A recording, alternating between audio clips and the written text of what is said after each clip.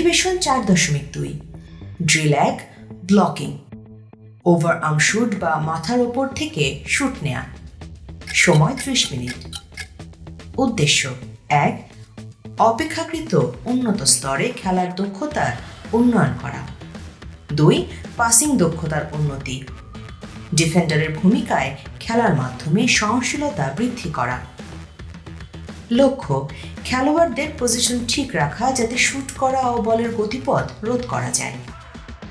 উপকরণ হ্যান্ডবল নির্দেশনা অনুশীলনের সময় খেলোয়াড় তার প্রাথমিক অবস্থা থেকে 2 হাত মাথার উপর তুলে সামান্য বাইরে আসবেন এবং শরীরের ওজন সম্পূর্ণভাবে সামনের পায়ের উপর রাখবেন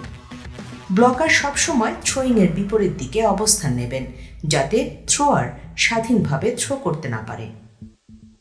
খেলার প্রক্রিয়া বলটির গতিপথ বাধাগ্রস্ত করার জন্য গোল লাইনের ভেতরের খেলোয়াড়রা একসাথে ডিফেন্ড করবে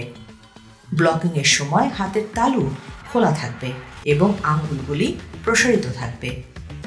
মাংসপেশি স্বাভাবিক অবস্থায় থাকবে এবং বাহু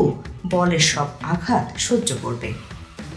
একই সাথে আক্রমণ ভাগের খেলোয়াড় মাথার ওপর দিয়ে শুট নেয়ার চেষ্টা করবে কোচ বল ব্লকের প্রয়োজনে ভিতরের 2 জন খেলোয়াড় পরিবর্তন করবেন এবং খেয়াল রাখবেন যাতে খেলার সুবিধার্থে দ্রুত পরিবর্তিত খেলোয়াড় তাল বা গতি ঠিক রাখতে পারে প্রতিফলন কোচ গাইডলাইনে দেয়া প্রথম প্রতিফলন অনুসরণ করে আলোচনা করবেন দ্বিতীয় ধাপে খেলার প্রক্রিয়া অনুশীলনের সময় প্রত্যেক খেলোয়াড় একটি মাত্র স্পর্শ নির্ধারণ করে খেলাটি পুনরায় অনুশীলন করবে